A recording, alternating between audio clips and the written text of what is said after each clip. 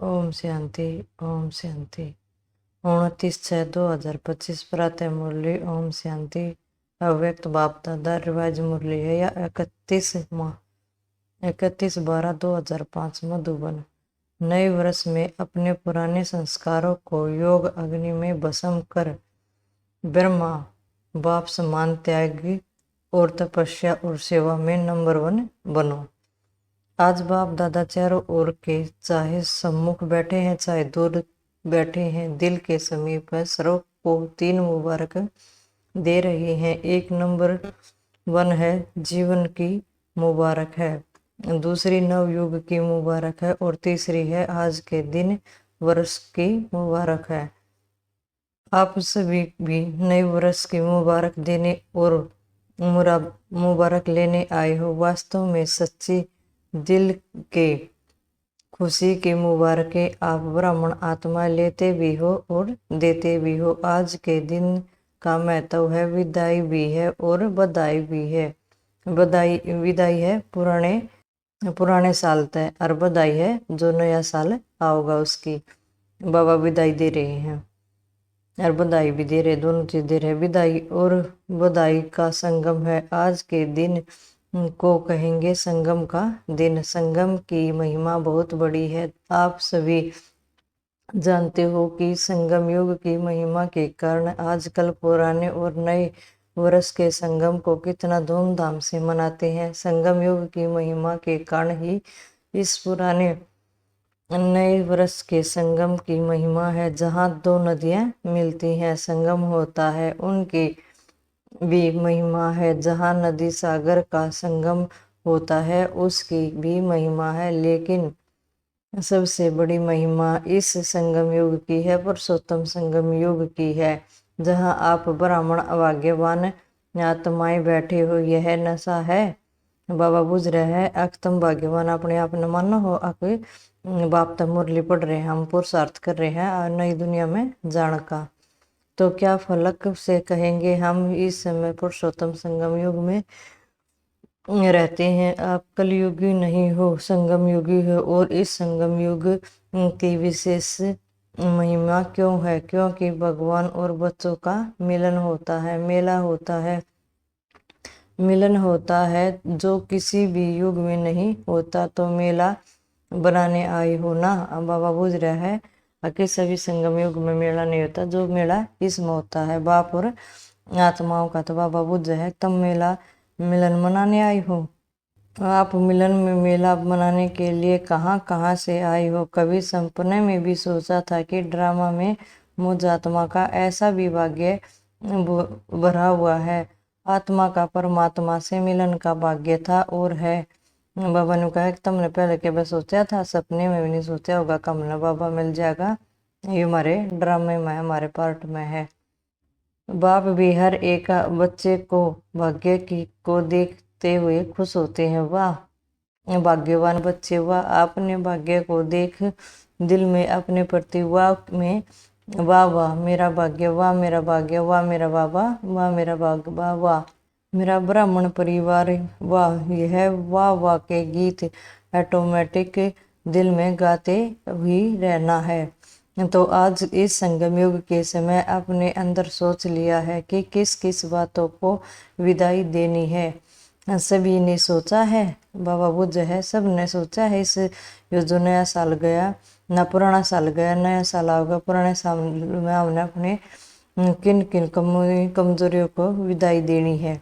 तो बाबा बुझ है सोचा है तुमने सदा काल के लिए विदाई देनी है, क्योंकि सदा के लिए विदाई देने से सदा काल की बधाई मना सकोगे। ऐसी बधाई दो जो आपके चेहरे को देख जो भी आत्मा सामने आए वह भी बधाइयाँ प्राप्त कर खुश हो जाए। जो दिल से बधाई देते व लेते हैं वह सदा ही कैसे दिखाई देते हैं संगम युगी फरिश्ता। सभी का यही पुरुषार्थ है ना, ब्राह्मण सो फरिश्ता, फरिश्ता सो देवता। बाबा बुझ है अख्तारा सबका यही लक्ष्य है ना, पहला ब्राह्मण बने फिर फरिश्ता बने और फिर देवता बनना है।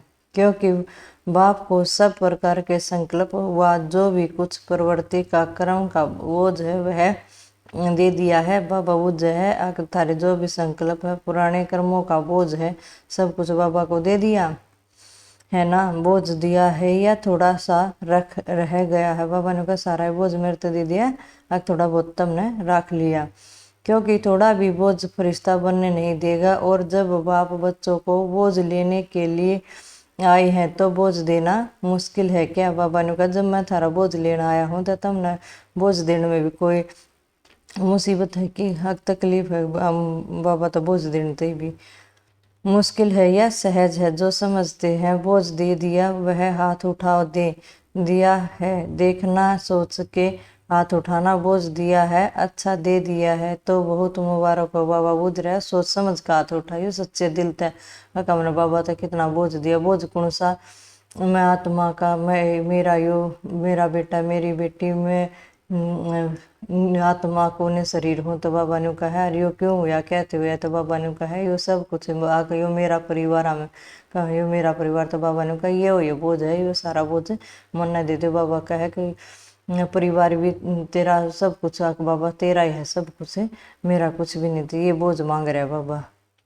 बहुत मुबारक हो बाबा। वो कहा है कि जिन्हें बोझ दे दिया वो उन्हें बहुत मुबारक हो, और जिन्होंने नहीं दिया है वह किस लिए रखा है? बोझ से प्रीत है क्या? बोझ अच्छा लगता है? बाबा ने कहा बोझ तब ना प्यार है कि अच्छा लग गया बोझ सर पर रहे। और तुमने देखो बाप दादा हर बच्चे को क्या कहते हैं, और मेरे बेफिक्र बादशाह बच्चे हो तो बोझ का फिक्र होता है ना। तो बोझ लेने के लिए बाप आए हैं, क्योंकि 63 जन्मों से आप देख रहे हैं बोझ उठाते उठाते सभी बच्चे बहुत भारी हो गए हैं। इसलिए जब बाप बच्चों को प्यार से कह रहे हैं बोझ दे दो, फिर भी रख लिया, क्या बोझ अच्छा लगता है? सबसे सूक्ष्म बोझ है पुराने संस्कारों का। बाप दादा ने हर बच्चे के इस वर्ष का, क्योंकि वर्ष पूरा हो रहा है ना, तो इस वर्ष का चार्ट देखा है। आप सब ने अभी अपना अपना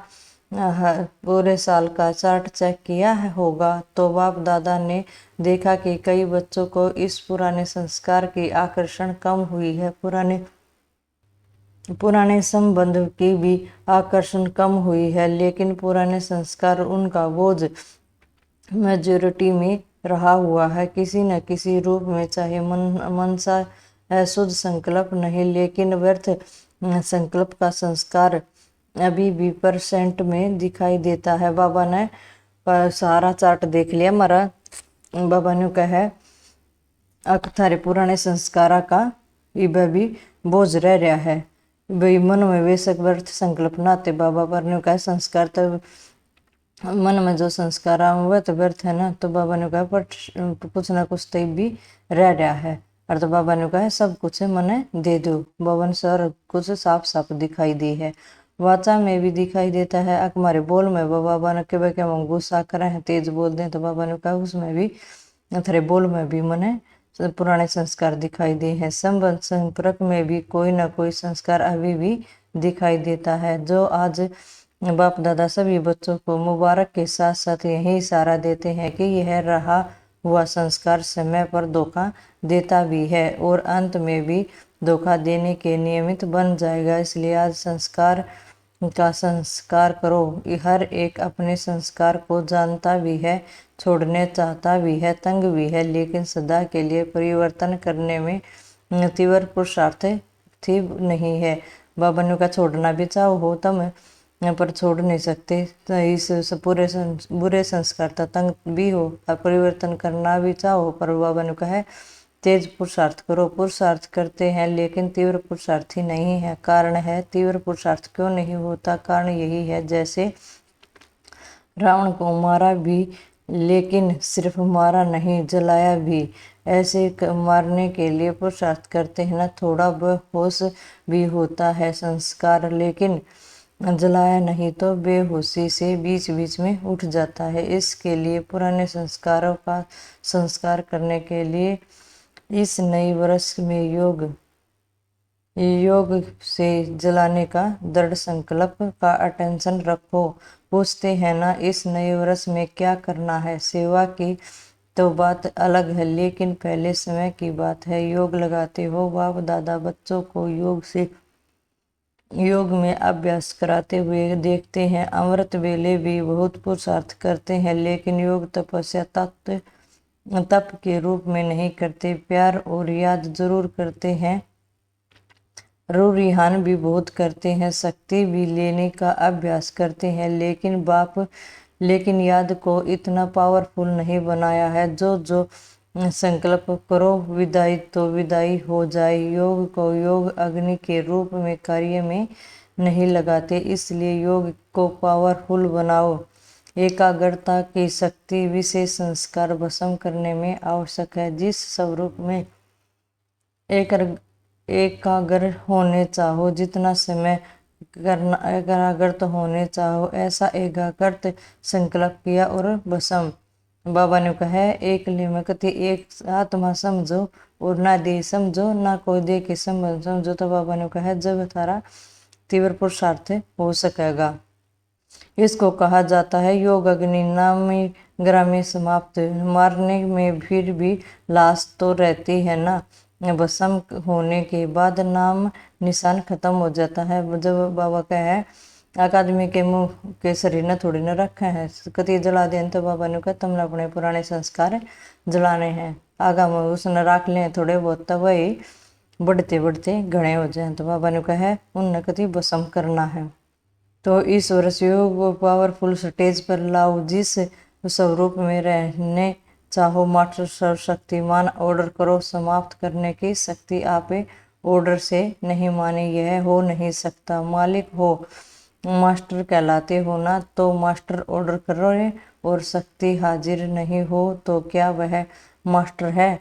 तो बाप दादा ने देखा कि पुराने संस्कार का कुछ न कुछ अंश भी रहा हुआ है, और वह अंश बीच बीच में वंश भी पैदा कर देता है, जो कर्म तक भी काम हो जाता है। युद्ध करनी पड़ती है तो बाप दादा को बच्चों का समय प्रमाण युद्ध का स्वरूप बाता नहीं है। बाप हर बच्चे को मालिक के रूप में देखना चाहता है। ऑर्डर करो जी हाजुर। ऑर्डर का मतलब है अपनी कर्म इंद्रिया ने हाथ कान नाक हाथ ने ऊपर न करे, तब तुम्हारा ऑर्डर माना। इस तरह हमारे 5 केंद्रियों को भी ऑर्डर देना है। आँख तो ऑर्डर दिया, मन तो ऑर्डर दिया, कान तो ऑर्डर दिया, बुद्धि तो ऑर्डर दिया, तो ये भी हमारा ऑर्डर मानना। हम इनके मालिक हैं, ये हमारी मालिक नहीं है। आत्मा मालिक है इस शरीर की। तो सुना इस वर्ष समय के प्रति क्या करना है। शक्तिशाली बेफिक्र बादशाह, क्योंकि सभी का लक्ष्य है न। किसी से भी पूछो तो क्या कहते हैं, हम विश्व का राज्य प्राप्त करेंगे, राज्य अधिकारी बनेंगे। अपने को राजयोगी कहलाते हैं, प्रजा योगी हैं। क्या कोई है सारी सभा में जो प्रजा योगी हो? है जो प्रजा योगी हो, राजयोगी नहीं हो। टीचर कोई है आपके सेंटर पर कोई प्रजा योगी है, कहलाते हो सब राजयोगी। प्रजा योगी में हाथ नहीं कोई नहीं उठाता, अच्छा नहीं लगता ना। और बाप को भी फकूर है। बाप दादा फकूर से कहते हैं कि संगम पर भी हर बच्चा राजा बच्चा है। कोई बाप ऐसे फलक से नहीं कह सकता कि मेरा एक एक बच्चा राजा बच्चा है। बाबा ने कहा, मन थारे पर भरोसा है, जब तुम अपने कति पक्के दिल तक कहूँ मेरा हर बच्चा राजा बच्चा है। लेकिन बाप दादा कहते हैं कि हर एक बच्चा सब राज्य अधिकारी राजा है। पर राजा योगी में तो हाथ नहीं उठाया ना, तो राजा हो ना।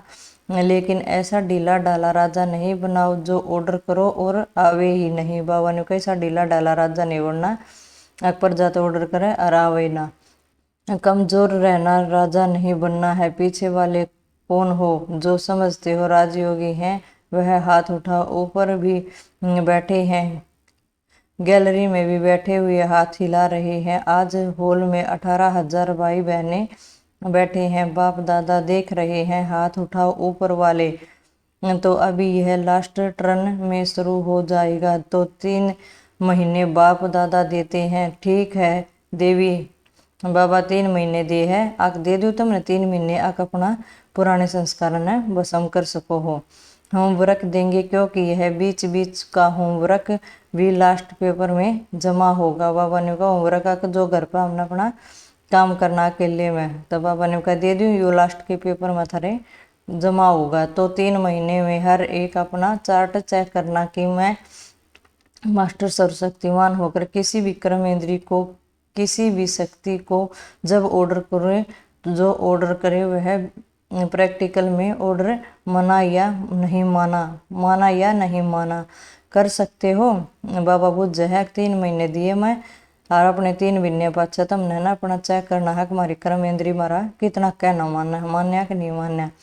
पहली लाइन वाले कर सकते हो हाथ उठाओ। अच्छा 3 महीने कोई भी पुराना संस्कार वार नहीं करे, अलबेले नहीं बनना है, रॉयल अलबेला नहीं लाना है, हो जाएगा। रॉयल अलबेला है आकाज नहीं तड़का कर लेंगे, परसों कर लेंगे। तो बाबा ने कहा रॉयल अलबेलापन है, हो जाएगा, कर लेंगे।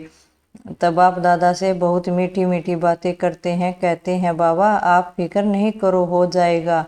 बाप दादा क्या करेंगे सुनकर मुस्कुरा देता है, लेकिन बाप दादा इन 3 महीने में अगर ऐसी बात की तो मानेगा नहीं। मंजूर है तो हाथ उठा। बाबा ने कहा 3 महीने में जा अपने बुरे संस्कार तुमने सवा नहीं करे, अगर किसी बात में कुछ आया तो बाबा ने कहा मैं फिर नहीं मानूंगा। मंजूर है तो हाथ उठा। बाबा ने कहा मंजूर है तो हाथ उठाओ, दिल से हाथ उठाना, सभा के कारण हाथ नहीं उठाना, करना ही है को चाहे कुछ भी सहन करना पड़े, कुछ छोड़ना पड़े, कोई हर्जा नहीं, करना ही है तो पक्का पक्का पक्का मास्टर करना है। अच्छा ही है। ताज वाले बच्चे क्या करेंगे, छोटे बच्चे ताज पहनकर सामने बैठे हैं, ताज तो अच्छा पहन लिया है, करना पड़ेगा। अच्छा देखना बच्चे हाथ उठा रहे हैं, अगर नहीं करेंगे तो क्या करेंगे वह तो बता दो, फिर बाप दादा की सीजन में एक बार आने नहीं देंगे, क्योंकि बाप दादा देख रहे हैं कि समय आपका इंतजार कर रहा है, आप इस समय का इंतजार करने वाले हो नहीं हो, आप इंतजाम करने वाले हो। समय आपका इंतजार कर रहा, प्रकृति विश्व प्रधान प्रकृति आपका आह्वान कर रही है। तो 3 महीने में अपनी शक्तिशाली स्टेज में रहे हुए संस्कार को परिवर्तन करना है। अगर 3 मास अटेंशन रखना है तो उनका आगे भी अभ्यास हो जाएगा। एक बारी परिवर्तन की विधि आ गई ना तो बहुत काम में आएगा। समय का आप इंतजार नहीं करो, कब विनाश होगा, कब विनाश होगा। सब रोह रिहान में पूछते हैं, बाहर से नहीं बोलते लेकिन अंदर बात करते हैं, पता नहीं कब विनाश होगा, 2 साल में होगा, 10 साल में होगा, कितना साल में होगा। आप क्यों समय का इंतजार करो, समय आपका इंतजार कर रहा है। बाप से पूछते हैं तारीख बता दो, थोड़ा सा वर्ष बता दो, 10 वर्ष लगेंगे या 20 वर्ष लगेंगे, कितना साल लगेगा विनाश का। बाबा तो बुझते होंगे उस टाइम पे, बाबा के सामने बैठे होंगे जो बच्चे, अगर बाबा 10 साल लगेंगे विनाश होने में, 20 साल लगेंगे, थोड़ा हाथों टाइम बता दो। बाप दादा बच्चों से प्रश्न पूछते हैं कि आप सब बाप समान बन गए हो, पर्दा खोल ले कि पर्दा खोल लेंगे तो कोई पर्दा खोलेंगे तो कोई कंघी कर रहा है बाप दादा, और कोई फेस को क्रीम पर लगा रहा है। अगर एवर रेडी हो, संस्कार समाप्त हो गई हो तो बाप दादा को पर्दा खोलने में कोई देरी नहीं। बाबा ने कहा है मन सतयुग में विनाशकरण में कोई देरी नहीं, जब तुम रेडी हो गई हो तो कोई बाल बावा है, कोई अपने मुंह पर क्रीम लाओ, तो बाबा ने कही एवर रेडी नहीं हुए हो तुम ना, तुमने अपने पुराने संस्कार सवा करे हैं। तो बाबा ने कहा है कि तुम रेडी कौन है तो मैं कैसे पर्दा खोल दूं, एवर रेडी हो तो हो जाओ, ना हो जाओगे कह के बाप को बहुत समय खुश किया है। अभी ऐसा नहीं करना होगा, पहले बहुत नुकर है बाबा, वो जगह कर लेंगे। तो बाबा ने कहा पहले तुमने बहुत खुश किया, ये नहीं करना, कर लेंगे, करना ही है, बाप समान बनना है। इसमें भी तो सभी हाथ उठा देते हैं, उठाने की जरूरत नहीं। ब्रह्मा बाप को देखो, संस्कार में तो ब्रह्मा बाप को फॉलो करना है ना। ब्रह्मा बाप ने त्याग तपस्या और सेवा लास्ट घड़ी तक साकार रूप में प्रैक्टिकल दिखाया। अपनी ड्यूटी शिव बाबा बाप द्वारा महावाक्य उच्चारण की ड्यूटी लास्ट दिन तक निभाई। लास्ट मुरली याद है ना? 3 बार 3 शब्द का वरदान याद है? निराकारी, निर्विकारी और निरहंकारी बनो। जिसको याद है वह हाथ उठाओ। अच्छा, सभी को याद है, मुबारक हो। त्याग भी लास्ट दिन तक किया। अपना पुराना कमरा नहीं छोड़ा। बच्चों ने कितना प्यार से ब्रह्मा बाप को कहा, लेकिन बच्चों के लिए बनाया समय ही नहीं यूज किया। ब्रह्मा बाबा ने अपनी कुटिया में सब कुछ किया, ब्रह्म इतना मधुबन में इतना सब कुछ बनाया, पर बच्चों के लिए अपने लिए कुछ नहीं बनाया। और सदा 2:30-3 बजे उठकर समय प्रति तपस्या की संस्कार भस्म किए। तब कर्मातीत अवस्था में फरिश्ता बने। जो सोचा वह करके दिखाया। कहना, सोचना और करना तीनों समान है। Follow father. लास्ट तक अपने कर्तव्य में पूर्ण रहे। पत्र भी लिखे, कितने पत्र लिखे, सेवा भी नहीं छोड़ी और पिता को भी की श्रीमत पर चले। अखंड महादानी नहीं, अखंड महादानी का प्रैक्टिकल रूप दिखाया। अंत तक लास्ट तक बिना आधार के तपस्वी रूपी में बैठे। अभी बच्चों को आधार लेते हैं ना बैठने का, लेकिन ब्रह्मा बाप ने आदि से अंत तक तपस्वी रूपरेखा, आंखों में चश्मा नहीं डाला। यह सूक्ष्म शक्ति है, निराधार है। शरीर पुराना है, दिन प्रतिदिन प्रकृति हवा पानी दूषित हो रहा है। इसलिए बाप दादा आपको कहते नहीं हैं क्यों आधार लेते हो, क्यों चश्मा पहनते हो, पहनो भले ही पहनो, क्योंकि लेकिन शक्तिशाली स्थिर रूप जरूर बनाओ। सारी विश्व का कार्य समाप्त किया है। बाप दादा आपसे प्रश्न पूछता है, आप सभी संतुष्ट हो कि विश्व कल्याण का कार्य पूरा हो गया है? जो समझते हैं कि विश्व कल्याण का कार्य समाप्त हो गया है वह हाथ उठाओ। एक भी नहीं तो कैसे कहते हो विनाश होगा? काम तो पूरा किया नहीं है। अच्छा, चारों ओर के सदा उमंग उत्साह के आगे बढ़ने वाले, सदा हिम्मत से बाप दादा की पदम गुणा मदद के पात्र बच्चों को सदा विजय रत्न हैं। हर संकल्प में विजयी बने हैं, अब भी हैं और हर कल्प में भी विजयी ही हैं। ऐसे विजयी बच्चों को सदा एक बाप दूसरा न कोई, न संस्कार के संकल्प आकर्षण न संस्कार की आकर्षण, दोनों आकर्षणों से मुक्त रहने वाले सदा बाप सम्मान बच्चों को बाप दादा का याद प्यार और नमस्ते। रूहानी बाप की रूहानी बच्चों को याद प्यार और नमस्ते। हम रूहानी बच्चों की बाप दादा को याद प्यार, गुड मॉर्निंग और नमस्ते। शुक्रिया बाबा, प्यारे बाबा, मीठे बाबा। आज का वरदान है, सदाकाल के अटेंशन द्वारा विजय माला में पिरोई रहने वाले बहुत समय के विजयी विजय माला के मन के बनते हैं। विजयी बनने के लिए सदा बाप को सामने रखो। जो बाप ने किया वही हमने करना है। हर कदम पर जो बाप का संकल्प वही बच्चों का संकल्प है। जो बाप के बोल वही सोचो के बोल, जब तब विजयी बनेंगे। यह अटेंशन सदा काल का चाहिए, तब सदा काल का राज्य भाग्य प्राप्त होगा। क्योंकि जैसा पुरुषार्थ वैसा ही पद मिलेगा। सदा का पुरुषार्थ है तो सदा के लिए राज्य भाग्य है। आज का स्लोगन है, सेवा में सदा जी हाजिर करना यही प्यार का सच्चा सबूत है। अव्यक्त इशारे हैं, आत्मिक स्थिति में स्थित रहने का अभ्यास करो, अंतर्मुखी बनो। जैसे कोई भी व्यक्ति दर्पण के सामने खड़ा होते ही स्वयं का साक्षात्कार कर लेता है, वैसे दर्पण का मतलब है शीशे के सामने जो खड़ा होता है तो अपने आप का चेहरा देख ले कि मैं ऐसा हूँ, साक्षात्कार हो जाता है। वैसे आपके आत्मिक स्थिति शक्ति रूपी दर्पण के आगे कोई भी आत्मा आवे तो वह 1 सेकंड में सब रूप का दर्शन व साक्षात्कार कर ले। आपके हर कर्म में, हर चलन में रूहानियत की अटेंशन हो। जो स्वस्थ आत्मिक बल वाली आत्माएं हैं वह सबको अपनी ओर आकर्षित जरूर करती हैं। अच्छा, ओम शांति, ओम शांति, ओम शांति।